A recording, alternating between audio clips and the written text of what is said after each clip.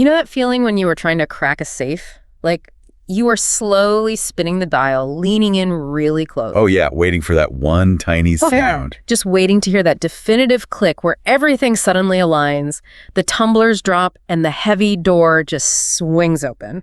It's that moment of pure revelation, I think. Yeah. Like when a system that seemed entirely chaotic suddenly reveals its internal logic to you. Exactly. And honestly, that safe cracking tension is the exact framework for our deep dive today.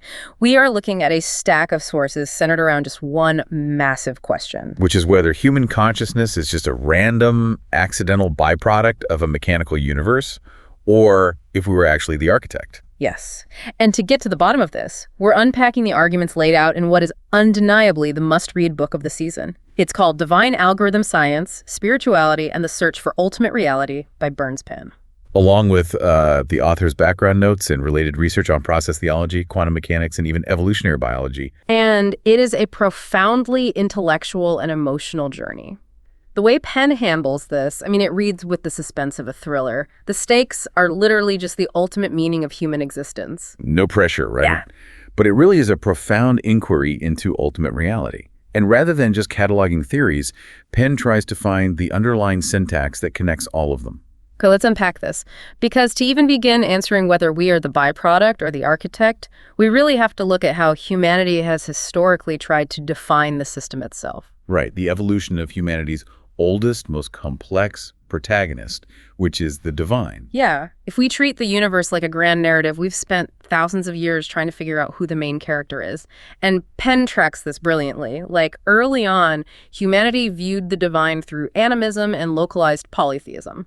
You know, like Mesopotamia's Enlil or Egypt's Ra, where the divine is just your immediate local environment. Right. But then there's this radical shift to the Abrahamic monotheistic traditions. Judaism's Yahweh, Christianity's Trinity, Islam's Allah. And that introduced linear time and universal moral codes. It's like upgrading your operating system. It really is. And we also get the contrasting Eastern approach of an impersonal, ultimate reality. Oh, yeah. Hinduism's Brahman and Taoism's Tao. And Buddhism's concept of emptiness, right? The shunyata. The historical tension Penn creates here is just incredible. It is. You see humanity grappling with the incomprehensible, building these massive religions that inevitably clash with the Enlightenment and the scientific revolution. They tried to use intellect to prove this character exists. Right, with a cosmological argument for a first cause, or the teleological argument, which is the classic watchmaker analogy. Or the ontological argument. But I have to push back a little here, and the book touches on this. It feels like a massive, multi-generational game of telephone. A game of telephone? How so? Well, did philosophers like Aquinas and Descartes actually solve anything with all that logic, or did they just complicate the plot? Because by defining a perfect creator, they just exposed the glaring problem of evil. That is a very fair point.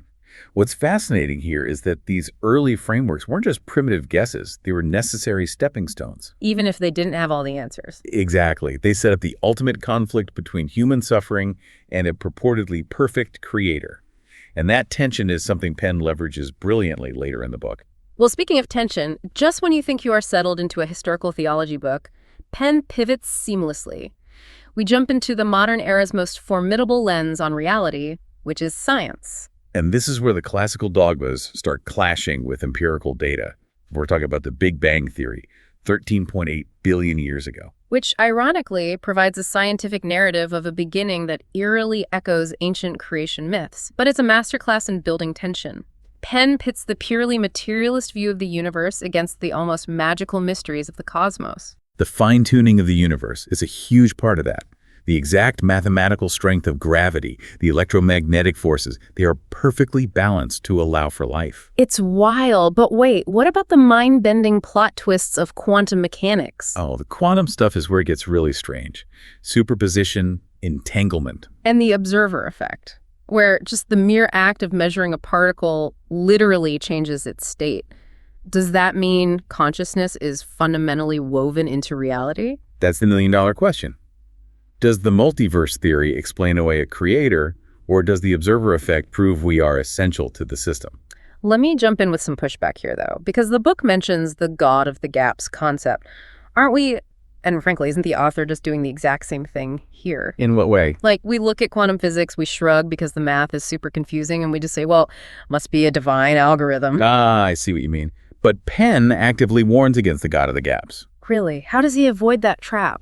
Instead of inserting God where science fails, or where there's a gap in our knowledge, Penn uses science to reveal a universe so intricately patterned that the physical laws themselves feel like a profound intentional design. So it's not about what we don't know, it's about the crazy structure of what we do know. Exactly.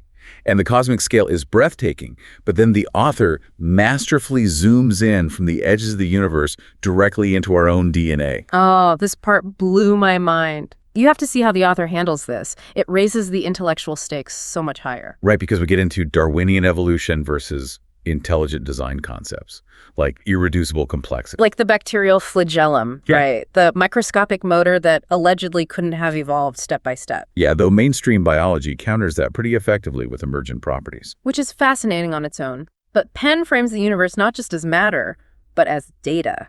The universe has a universal language of information. The Fibonacci sequence, the golden ratio of 1.618. Fractals appearing everywhere, from coastlines to pine cones. Are we just biological machines built by random mutations, or are we the output of a cosmic code? And that ties right into Nick Bostrom's simulation hypothesis and theoretical physics, suggesting the universe is fundamentally computational. Here's where it gets really interesting. The buildup is incredible. Because if you compared the universe's mathematical constants to a massive self-updating software program, Which is a very compelling analogy. but if the universe is a simulation or a computation, doesn't a code inherently require a programmer? Like, doesn't this just bring us right back to a bearded guy in the sky typing on a keyboard? This raises an important question, and it's one Penn anticipates. Penn suggests that the code isn't necessarily from an external programmer. Wait, then where's it from? The universe itself is the self-generating intelligence.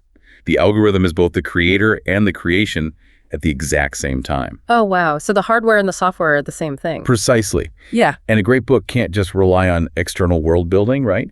It needs deep internal character arcs. Right. Having explored the outer cosmos, Penn turns the lens inward to human subjective experience, mysticism, and the literal vibe of the divine. This is definitely the emotional core of the book. Oh, totally. The stakes shift from abstract equations to these deeply felt transformative experiences across cultures. The Buddha under the Bodhi tree, St. Teresa of Avila, the Sufi mystic Rumi. And the Upanishadic realization that Atman, the individual soul, is identical to Brahman, the ultimate reality. It's a consistent thread. And Penn bridges that ancient history with the modern neuroscience of mysticism. Yes. Brain imaging showing specific neural correlates when people experience awe or unity or divine encounters.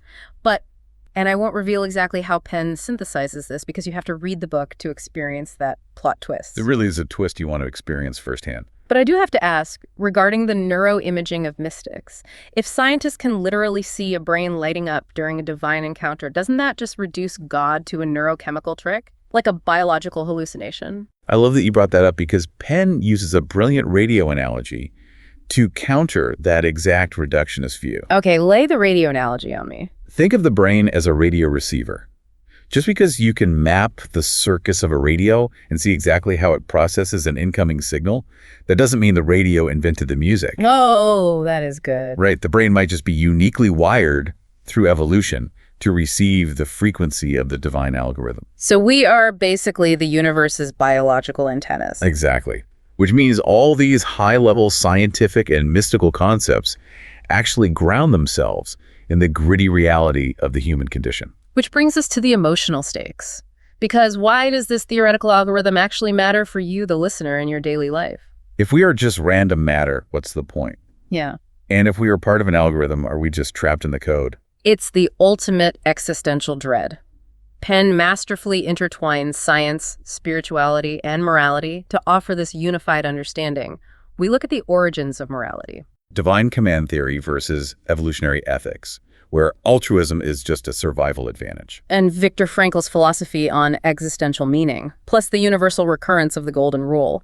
It's all connected to this practical application of awe, wonder, and gratitude. It's also worth noting Berns Pen's background here.